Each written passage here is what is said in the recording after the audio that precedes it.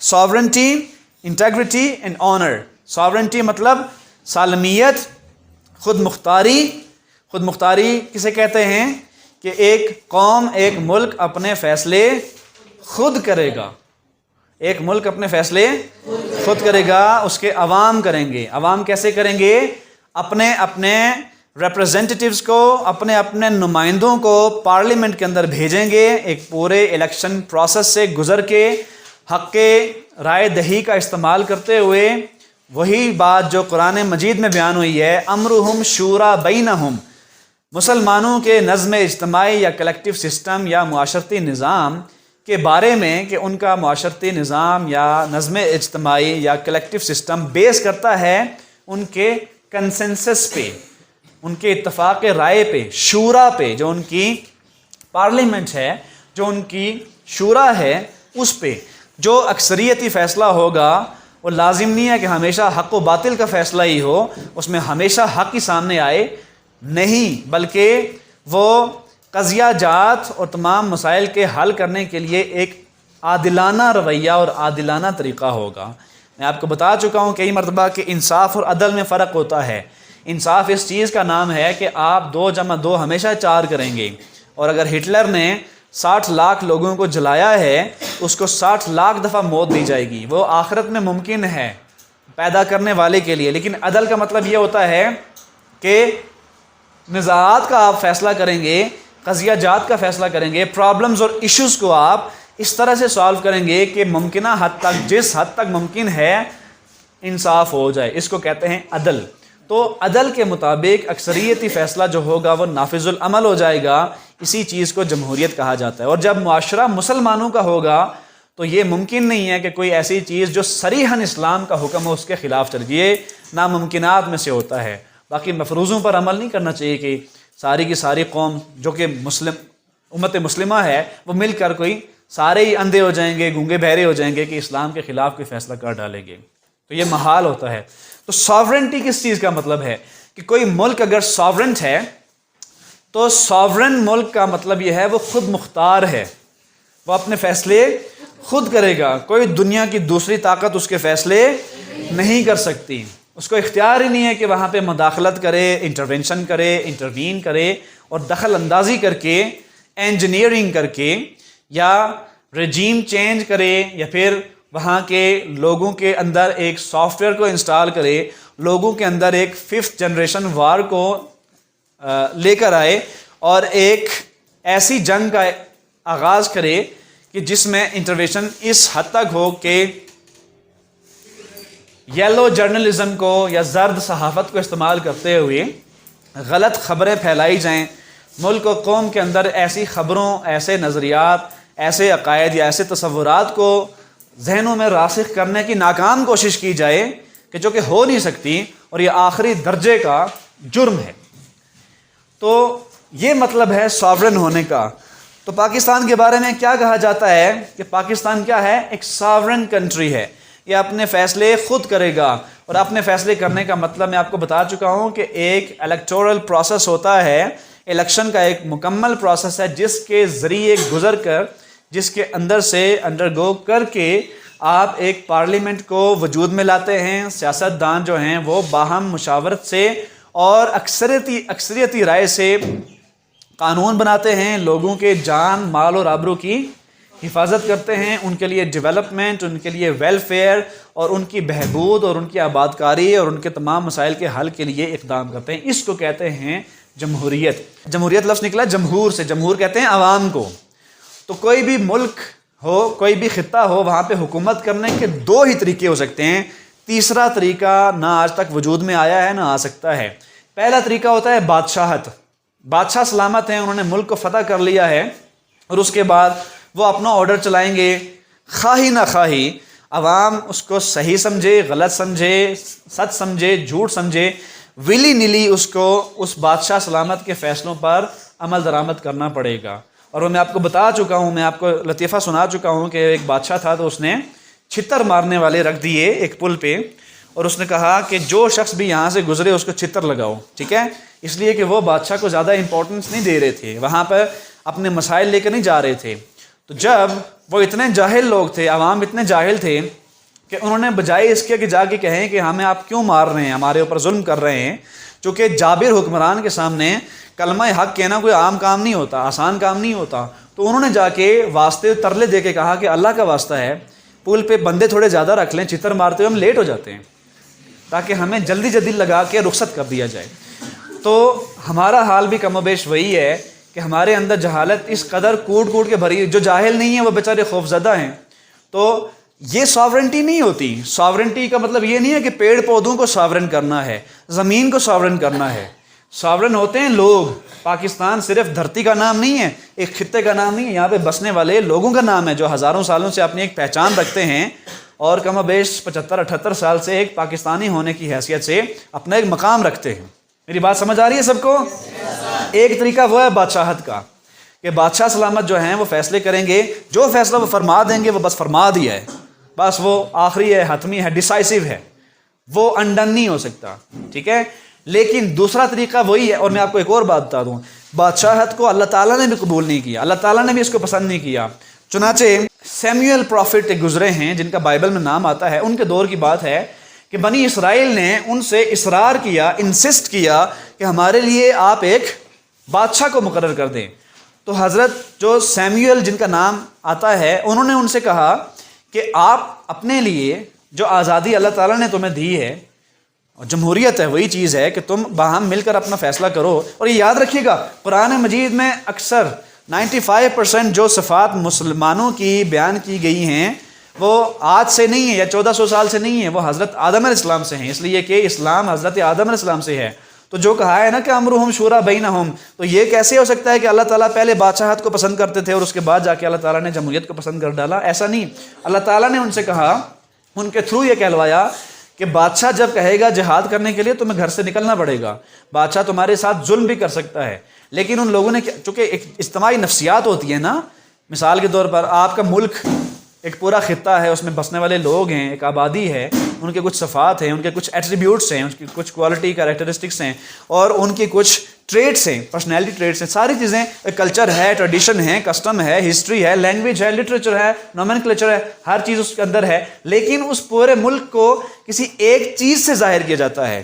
وہ ایک گز کا کپڑا ہوتا ہے جس کو آپ جھنڈا یا فلیگ کہتے ہیں، ایمبلم ہوتا ہے آپ کا، تو وہ پورے ملک کی ان ساری چیزوں کو ظاہر کر دیتا ہے۔ جیسے کہ آپ کا ایک نام ہے، وہ آپ کے سر سے لے کر پاؤں تک ساری کی ساری شخصیت، آپ کے سارے نفس کو، آپ کی روح کو، آپ کے ذہانت کو، ہر ایک چیز کو بیان کر دیتا ہے۔ تو انسان چاہتا ہے کہ جیسے کہ وہ انفرادی طور پر اپنی نفسیات کے غلبے کو پسند کرتا ہے، ایسے ہی وہ اجتماعی طور پر پوری قوم کے غلبے کو پسند کرتا ہے۔ انسان یہ چاہتا ہے، جیسے آپ نے ارطغرل ڈرامہ دیکھا ہے، تو وہ اصل میں ایک مسلمان بادشاہ کو وہاں پہ ظاہر کیا گیا ہے کہ مسلمانوں کا جو بادشاہ ہوتا ہے، ساری کی ساری مسلمانوں کی عظمت گویا ایک ہی شخص میں مجتمع ہو کر سامنے آ جاتی ہے۔ تو یہ چیزوں کو دیکھنے کا ایک نقطہ نظر ہے۔ اللہ تعالیٰ نے ان سے یہ کہا کہ اللہ تعالیٰ نے نفسیات کو جب دیکھا، ظاہر اللہ تعالیٰ جانتے ہیں، وہاں کے لوگوں نے سوچا کہ ہماری عظمت جو ہے وہ ایک شخص کے اندر نمایاں ہو کے سامنے آئے، مائٹ ہو، اس کی ایک طاقت ہو، اس کے اندر ایک پاور ہو، ایک اتھارٹی ہو، ٹھیک ہے۔ تو اس چیز کو اللہ تعالیٰ نے ناپسند فرمایا، چنانچہ وہی ہوا۔ طالوت نے جب ان سے کہا کہ اب جالوت کے خلاف اٹھ کھڑے ہونا ہے، جہاد کرنا ہے، تو وہاں پہ لوگوں نے انکار کر دیا اور کہا کہ یہ بندہ ہمارے اوپر ظلم کر رہا ہے۔ تو بہرحال بادشاہت کوئی انکریجڈ نہیں ہے، اچھی چیز نہیں ہے، ٹھیک ہے۔ مسلمانوں کو اور سارے کے انسانوں کو آپ اگر تاریخی طور پر جو معلوم تاریخ ہے اس میں دیکھیں تو جو گریک ہسٹری ہے، جو گریس کی ہسٹری، یونان کی جو ہسٹری ہے، وہاں پہ آپ کو جمہوریت کی کچھ شکلیں نظر آتی ہیں شروع میں، یعنی ریزنگ ہینڈ جو ہے، ہاتھ کھڑا کر کے وہاں پہ ووٹنگ پروسیس کسی بھی مسئلے میں، کسی بھی قضیے میں، کسی بھی نزاع میں ہوا کرتا تھا، یا کسی بھی بل کو پیش کر کے اس کو منظور کروانے میں۔ لیکن ہمارے یہاں سمجھا جاتا ہے کہ جمہوریت کو ڈسکور کیا ہے، دریافت کیا ہے گورے نے، انگریز نے، حالانکہ ایسا نہیں ہے۔ 1400 سال قبل جب یورپ کا ایک نام و نشان بھی تہذیباً نہیں ہوا کرتا تھا، ثقافتی طور پہ ایک پس منظر ان کا کوئی اس طرح کا نہیں تھا، علمی طور پہ نہیں تھا، اس وقت 1400 سال پہلے قرآن مجید میں اللہ تعالیٰ نے کیا فرمایا؟ امرہم شورا بینہم، مسلمانوں کا نزد میں اجتماعی جو ہے ان کے مشورے پر چلے گا۔ تو اس مشورے کی جو سب سے لیٹسٹ اپڈیٹڈ جو شکل ہے وہ الیکشن کا پروسیس ہے، لوگوں کی رائے دہی ہے۔ اکثریتی رائے سے لوگ جب کسی حکمران کا فیصلہ کرتے ہیں تو اس کو بننا چاہیے، وہ کوئی بھی ہو، آپ کو اس سے ہزار اختلاف ہو سکتا ہے، آپ کو اس سے حد یہ ہے کہ آپ کو اس کی شکل صورت بھی نہ اچھی لگے، لیکن جو اکثریت فیصلہ کرے گی وہ نافذ العمل ہو جائے گا۔ یہ فصل نزاعات کا ایک طریقہ ہے، نزاع سے، لڑائی جھگڑے سے، قتل و غارت سے، خون خرابے سے بچنے کا ایک طریقہ ہے، اور بالکل امن پسندانہ ٹرانسفر آف پاور کا طریقہ ہے۔ تو یہ ہوتا ہے ساورن ہونا کسی ملک کا۔ کسی ملک کے ساورن ہونے کا مطلب یہ ہوتا ہے کہ وہ ملک اپنے فیصلے خود کرے گا۔ ملک فیصلے اپنے خود کرے گا مطلب اس کے حکمران کریں گے، جو الیکٹڈ گورنمنٹ ہے، جو الیکشن کے پروسیس سے گزر کے کامیاب ہو کے حکومت آئی ہے وہ کرے گی، اور اس کو کامیاب کون کرے گا؟ عوام کریں گے اپنے ووٹ سے، یعنی ہر ایک انسان کے ووٹ کی ایک قدر و منزلت۔ یہ مطلب ہے ساورن کا۔ انٹیگریٹی کا مطلب کیا ہے کہ وطن کی جو عزت ہے، جو اس کا تقدس ہے، اس کو کسی صورت پامال نہیں ہونے دیا جائے گا۔ اگر کہیں پہ نیشنل سیکیورٹی بریچ ہوتی ہے، اگر ہمارے قومی اثاثے، ہمارے ایٹمی اثاثے، ہمارے لوگوں کی ایک قدر و منزلت ہے، ہمارے خطے کی ایک قدر و منزلت ہے، اگر کہیں پہ اس کے اوپر کوئی کمپرومائز کرتا ہے تو اس کو معاف نہیں کیا جا سکتا، ٹھیک ہے؟ وہ آخری درجے میں ملک اور قوم کا غدار ہے، اس پر ہائی ٹریزن کا مقدمہ بن سکتا ہے، آرٹیکل 6 اس پہ لگ سکتا ہے، جو ہمارے آئین کے اندر۔ اور اگلی بات، شکر ہے میرے ذہن میں آئین کا نام آیا ہے، یہ یاد رکھیے گا، اگر اس ملک کا آئین نہ ہو تو اس ملک کا وجود نہیں ہو سکتا۔ آئین اگر نہ ہو تو، آئین جیسے مذہب کے اندر قرآن مجید ایک مقدس کتاب ہے، ایسے ہی سیاسی اور تاریخی اور علاقائی طور پر کسی بھی ملک کا جو آئین ہوتا ہے، خواہ وہ لکھا ہوا ہو یا نہ لکھا ہوا ہو، بس ایگریڈ اپون ہو، کنسنسس ہو اس کے اوپر، تو وہ جو آئین ہوتا ہے وہ ایک مقدس دستاویز ہوتی ہے، وہ ایک مقدس پیکٹ ہوتا ہے، ایک مقدس عہد نامہ ہوتا ہے۔ اس کے خلاف کوئی شخص بھی نہیں جا سکتا، خواہ وہ کتنا ہی پاور میں ہے، کتنا ہی اختیار و اقتدار میں ہے۔ یہ مطلب ہے انٹیگریٹی کا۔ اس میں کوئی مقدس گائے نہیں ہوا کرتی، کوئی مقدس لوگ نہیں ہوا کرتے۔ وہی بات جو ہم نے پڑھی تھی کہ رسول اللہ صلی اللہ علیہ وسلم نے کیا فرمایا تھا کہ تم سے پہلے کی امتیں بھی اس لیے تباہ برباد ہوئیں کہ انہوں نے غریبوں پر قانون کو لاگو کیا اور امیروں کو چھوڑ دیا۔ اگر اس فاطمہ کی جگہ میری بیٹی فاطمہ بنت محمد بھی ہوتی تو میں اس کے بھی ہاتھ کاٹ دیتا۔ یہ پڑھا ہے نا ہم نے؟ اس کا مطلب ہے انٹیگریٹی، یہ ہے عظمت۔ یہ عظمت نہیں ہے کہ کچھ لوگ شان و شوکت سے رہیں گے، ان کو پروٹوکولزم، ان کو پریروگیٹیوز، ان کو اتھارٹی، ان کو جتنے بھی حقوق ہیں وہ حاصل ہوں گے، اور جو عام زید بکر ہوں گے، ٹام ڈک اینڈ ہیری ہوں گے، ہمہ شمہ ہوں گے، وہ بالکل کیڑے مکوڑوں کی طرح رہیں گے۔ نہیں، سارے انسان برابر ہیں، سارے پاکستانی برابر ہیں قانونی طور پر۔ ساری رات کا تہجد گزار اور بالکل نہ نماز پڑھنے والا، صرف کلمہ گو مسلمان قانون کی نظر میں بالکل برابر ہیں۔ اللہ تعالیٰ کی بارگاہ میں آخرت میں ان کے درمیان کیا فیصلہ ہوگا، یہ ایک بالکل الگ بحث ہے۔ سارے مسلمان، سارے انسان، حتیٰ کہ حد یہ ہے کہ اس ملک میں رہنے والا ہندو، عیسائی، یہودی، سب برابر ہیں، پاکستانی ہیں۔ یہ مطلب ہے انٹیگریٹی صرف خطے کی یا زمین کی یا پیڑ پودوں کی نہیں ہوتی یا کسی عمارت کی نہیں ہوتی، انٹیگریٹی لوگوں کی ہوتی ہے سب سے بڑھ کر، اور اس کے بعد عمارتوں کی بھی ہوتی ہے، اس کے بعد پیڑ پودوں کی بھی ہوتی ہے، اس کے بعد شاہراہوں کی بھی ہوتی ہے، اس کے بعد لوگوں کے اثاثوں کی بھی ہوتی ہے، لوگوں کی گاڑیوں کی بھی ہوتی ہے، لوگوں کے باعث کی بھی ہوتی ہے۔ اور یہ احتجاج کرنے کا کوئی طریقہ نہیں ہوتا کہ ہم اپنے حقوق لینے کے لیے لوگوں کی گاڑیوں کو آگ لگا دیں گے، شیشے توڑ ڈالیں گے، ہم عمارتوں کو نقصان پہنچائیں گے، ہم شاہراہوں کو نقصان پہنچائیں گے، ہم روڈیں بلاک کر دیں گے، خواہ مریض کوئی جا رہا ہے، مر رہا ہے، کوئی مر گیا ہے، اس کو دفن کرنے جا رہے ہیں تو ہم ان کا راستہ روکیں گے۔ یہ آخری درجے کا جرم بھی ہے اور گناہ بھی ہے۔ جرم اور گناہ میں کیا فرق ہوتا ہے؟ گناہ وہ ہوتا ہے جو اللہ تعالیٰ کے حوالے سے زیادتی کی جائے، اللہ تعالیٰ کے قانون کے خلاف جایا جائے، اور اللہ تعالیٰ کی اس حیثیت کو، اللہ تعالیٰ کی اس ذات کو چیلنج کر دیا جائے کہ جو اصل میں ان کی ذات ہے اور ان کا حق ہے۔ اور جرم کسے کہتے ہیں؟ لوگوں کے جان، مال اور آبرو کے خلاف زیادتی کرنا یا ان کی حق تلفی کرنا۔ یہ چیزیں قرآن مجید میں بھی حرام ہیں، اور کسی ملک میں خواہ اس کے ماننے والے، مذہب کے ماننے والے ہوں نہ ہوں، مسلمان ہوں، یہودی ہوں، عیسائی ہوں، سکھ ہوں، ایگنوسٹکس ہوں، ایتھیسٹ ہوں، ملحد، کوئی بھی کافر، کوئی بھی ہوں، تو کوئی شخص بھی یہ نہیں پسند کرتا کہ اس کے خلاف جان، مال، آبرو کی خلاف زیادتی کی جائے یا اس کی حق تلفی کی جائے، کوئی شخص بھی نہیں مانتا اس بات کو۔ تو یہی بات یاد رکھیے گا کہ یہ جو عام طور پہ ہمارے ہاں کیا جاتا ہے، لوگوں کو ابھارا جاتا ہے، خواہ وہ 5th کالمنسٹ ابھارتے ہیں یا آپ کا کوئی لیڈر اتارتا ہے، بڑے سے بڑا انسان بھی آپ کو ان چیزوں پر عمل کرنے کی ترغیب دیتا ہے، ملکی املاک کو نقصان پہنچائیں، سرکاری بلڈنگز کو نقصان پہنچائیں، جلاؤ گھیراؤ کریں، آگ لگائیں، تو وہ پرلے درجے کا ملک دشمن ہے، اس کو اس کے مطابق سزا بھی ملنی چاہیے اگر ثبوت مل جائیں تو، ایسے ہی نہیں، ثبوت بھی ساتھ ملنے چاہیے۔ این آنر، اور ملک کا وقار ہے، اس کی عزت ہے، اس کی تقدیس ہے، اس کی تکریم ہے، یہ وہ سپریم ویلیوز ہیں، یہ وہ اعلیٰ اقدار ہیں کہ جن پر کوئی کمپرومائز کسی صورت نہیں ہو سکتا۔ Patriots render sacrifice for the preservation and protection of these values. جو پیٹریٹس ہوتے ہیں، محبان وطن ہوتے ہیں، وہ جانوں کے نذرانے پیش کرتے ہیں فار پریزرویشن، تحفظ کے لیے، اینڈ پروٹیکشن، اور محافظت کے لیے، کم و بیش ایک ہی معنی کے دو الفاظ ہیں، of these values, in values کو قائم رکھنے کے لیے۔ قائد اعظم محمد Ali Jinnah was a nation builder. Quaid Azam محمد علی جناح ایک معمار قوم تھے، بلڈر معمار تعمیر کرنے والے، نیشن قوم، اینڈ اے گریٹ پیٹریٹ، اور سب سے عظیم پیٹریٹ تھے، محب وطن تھے۔ ظاہر ہے اس ملک کے بنانے والے ہیں، اس ملک کے بانی ہیں، اس ملک کے دائی ہیں، اس ملک کو اسٹیبلش اور قائم کرنے والے ہیں، ان سے بڑھ کے کون محب وطن ہو سکتا ہے؟ لیکن جب آپ ان کی حالات زندگی پڑھتے ہیں، ان کے سوانح پڑھتے ہیں، تو آپ کو آخری درجے کا ایک محب وطن نظر آتا ہے۔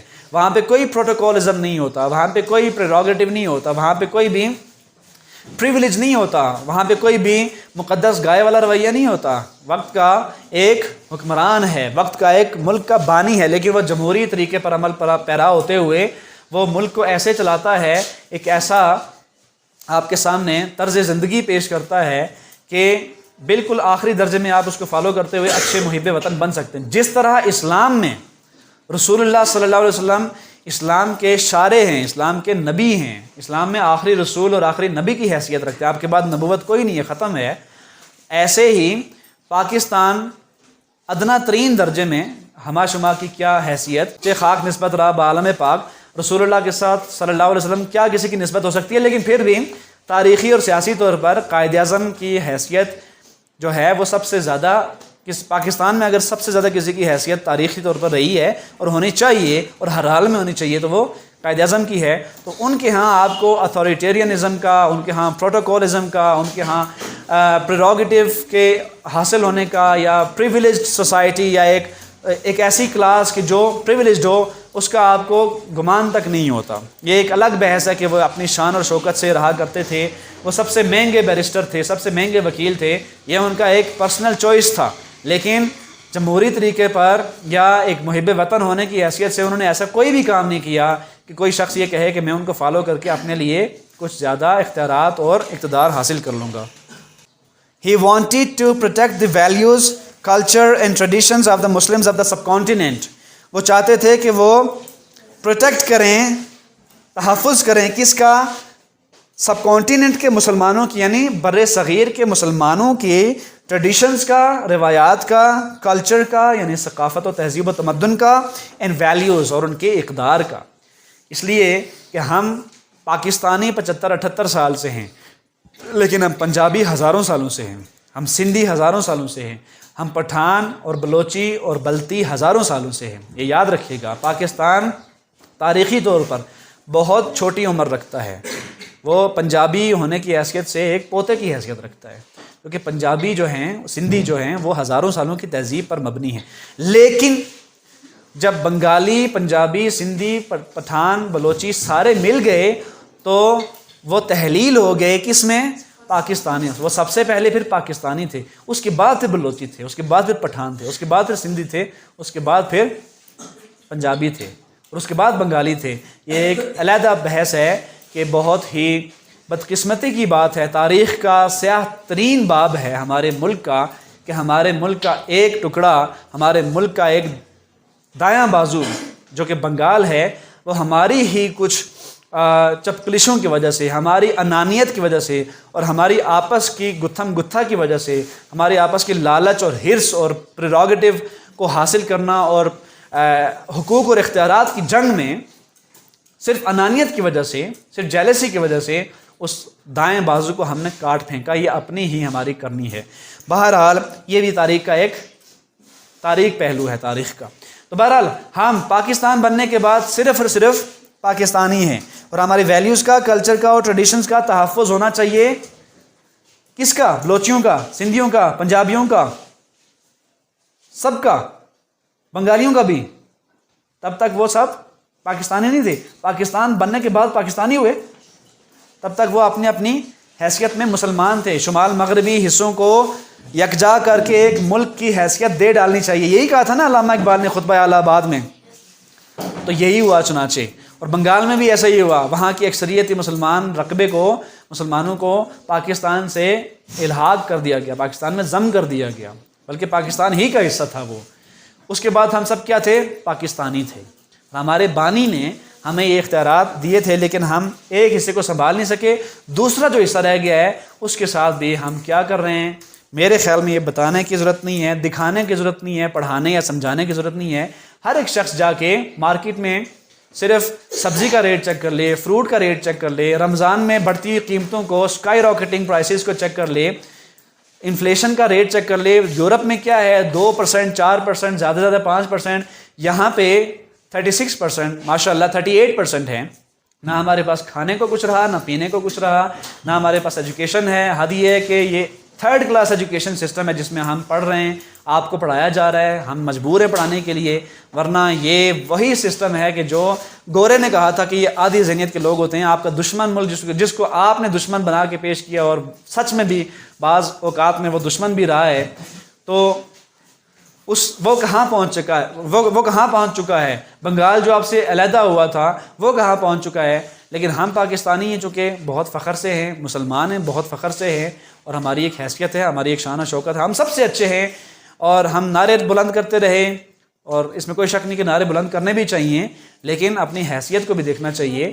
ہم ایک جھنڈے کے نیچے سب کو اکٹھا کرنے کی کوشش کرتے رہے، لیکن بعد میں پتہ چلا کہ جھنڈا اٹھانے والا اور تھا، آواز لگانے والا اور تھا، نیچے کھڑا ہونے والا اور تھا، اور جس کو آواز دی جا رہی تھی وہ بالکل اور تھا، حقوق کے لحاظ سے، پریروگیٹو کے لحاظ سے، اختیارات حاصل ہونے کے لحاظ سے۔ تو بہرحال وہ سب کو تحفظ کرنا چاہتے تھے علامہ اقبال اور قائد اعظم۔ علامہ اقبال ہی وہ شخصیت تھے کہ جنہوں نے پاکستان کا ایک خواب دیکھا تھا، اور پھر جا کے قائد اعظم کو انگلینڈ سے واپس منا کے لایا تھا کہ یہ کام صرف آپ ہی کر سکتے ہیں۔ Anyways, he gave the Muslims a sense of identity by securing a separate homeland for them. آپ نے مسلمانوں کو ایک الگ شناخت، a sense of identity، ایک شناخت قائم کرنے کے لیے ایک آئیڈیا دیا، ایک الگ سینس دیا، by securing a separate homeland، ایک الگ ملک حاصل کرنے کے لیے، for them، ان کے اپنے لیے۔ He said، آپ نے فرمایا، we must develop a sense of patriotism which galvanizes us all into one united and strong nation. We must develop a sense of patriotism، ہم سب کو حب الوطنی کا ایک سینس، ایک جذبہ، ایک احساس پیدا کرنا چاہیے، which galvanizes us all، جو ہم سب کو اکٹھا جوڑ دے گا، into one united and strong nation۔ ظاہر ہے نظریات ہی لوگوں کو جوڑتے ہیں، اور نظریات کے بارے میں یاد رکھیے گا، نہ مرتے ہیں، نہ بیمار ہوتے ہیں، نہ رخصت ہوتے ہیں، نہ علیل ہوتے ہیں، نہ کمزور ہوتے ہیں، کچھ بھی نہیں ہوتا ہے ان کو۔ نظریات جو ہوتے ہیں وہ اپنی جگہ قائم رہتے ہیں، وہ ہوا میں معلق رہتے ہیں۔ زیادہ سے زیادہ یہ ہو سکتا ہے کہ کوئی لوگ ان کو نہیں مانیں گے، ورنہ وہ تجرید میں، وہ ایبسٹریکشن میں وہ قائم رہتے ہیں، اور جیسے ہی لوگوں کو موقع ملتا ہے تو ان کو اپنا لیتے ہیں۔ غلط ہوں گے تو لوگ ٹھکرا دیں گے، صحیح ہوں گے تو لوگ اپنا لیں گے۔ تو نظریہ نہ کبھی مرتا ہے، نہ بیمار ہوتا ہے، نہ رخصت ہوتا ہے، نہ ڈرتا ہے، نہ قید ہوتا ہے، کچھ بھی نہیں ہوتا۔ The spirit of patriotism makes us stay alert in the case of foreign invasion۔ کہ جو پیٹریٹزم کا جو اسپرٹ ہے، حب الوطنی کا جو جذبہ ہے، میکس us stay alert، وہ ہمیں الرٹ رکھتا ہے، ہمیں چاقو چوبند، ہمیں چوکس چوکنا رکھتا ہے۔ In the case of foreign invasion, بیرونی انویژن کی صورت میں، بیرونی ایگریشن کی صورت میں، اگر انویٹ کیا جائے، آپ کے ملک پر حملہ کیا جائے بیرون سے، تو اس کی صورت میں ایک رد عمل کی نفسیات پیدا کرتا ہے، اور دشمن کو پچھاڑ دینے کی، دشمن کو خاک چٹانے کی ایک نفسیات کو پیدا کر کے پھر وہی ہوتا ہے کہ پھر ہم ایک کسی پرندے کی طرح، اڑتے ہوئے پرندے کی طرح دشمن ملک کا جو طیارہ ہوتا ہے اسے مار گراتے ہیں، اور پھر دشمن فوج کے شخص کو اس فوجی کو چائے پلا کے پوچھتے ہیں کہ چائے کا ذائقہ کیسا تھا، آپ کو اچھا لگا؟ تو یہ ہوتا ہے کہ جب آپ کے اندر پیٹریٹزم کا ایک جذبہ ہوتا ہے. ہمارے فوجی جوان انتہا کے بہادر ہیں. پوری دنیا میں ہمارا جو فوجی ہے، ہمارے جو بہادر جوان ہیں، ان کی ایک دھاک بیٹھی ہوئی ہے، ان کا ایک سکہ بولتا ہے، وہ اپنا لوہا منوا چکے ہیں پوری دنیا میں. ہمارے آرمی کا، ہمارے ڈیفنس کا، ہمارے فوجی جوانوں کا، شجاع بہادروں کا پوری دنیا میں چرچا ہے، شور ہے، غوغا ہے. لیکن یہ فوجی جوان ہیں، یہ سرحدوں پر لڑتے ہیں، ہماری حفاظت کرتے ہیں، ہمارے لیے اپنا خون بہاتے ہیں. آخری درجے کی قربانی جو کسی شخص کو کوئی دے سکتا ہے محبت میں، وہ صرف جان کی قربانی، اس سے بڑھ کے کوئی قربانی نہیں، آخری درجے کی قربانی ہے.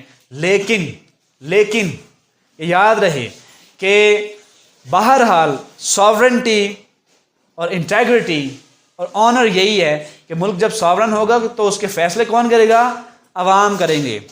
ان لوگوں پر ہماری جانیں قربان، ان لوگوں کے خون بہانے پر ہمارا وقار قربان، ہماری عزت قربان، سب کچھ قربان. ہم آخری درجے میں جا کے ان کو سلیوٹ کرتے ہیں، یہ ہمارے لیے اپنی جانیں دیتے ہیں. لیکن قرآن مجید کے خلاف ہم نہیں جا سکتے. قرآن مجید میں لکھا ہوا ہے امرہم شورا بینہم.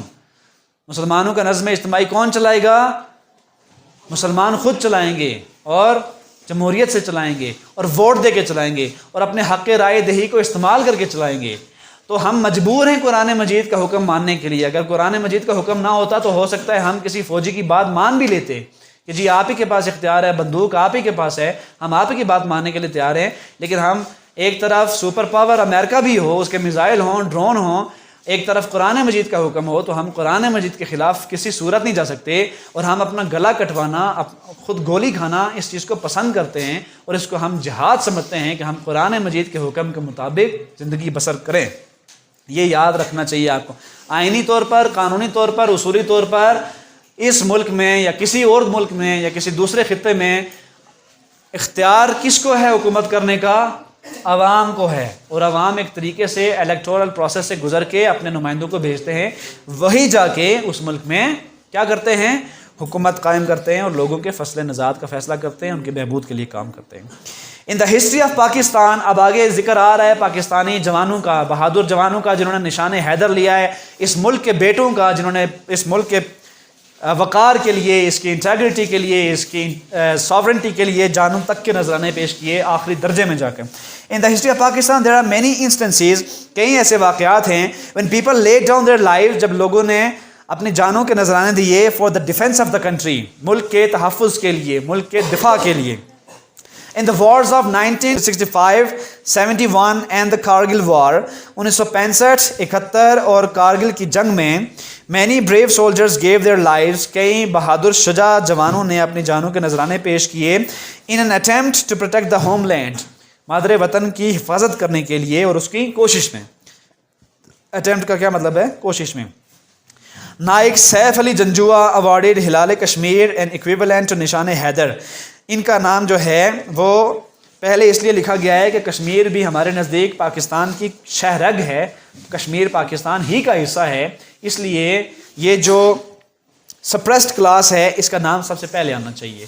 چونکہ وہ لوگ وہاں پہ جانوں کے نذرانے پیش کرتے ہیں تو وہ پاکستانی ہی ہیں. تو نائک سیف علی جنجوعہ awarded ہلال کشمیر، یہ پاکستانی تھے اور انہوں نے ہلال کشمیر حاصل کیا.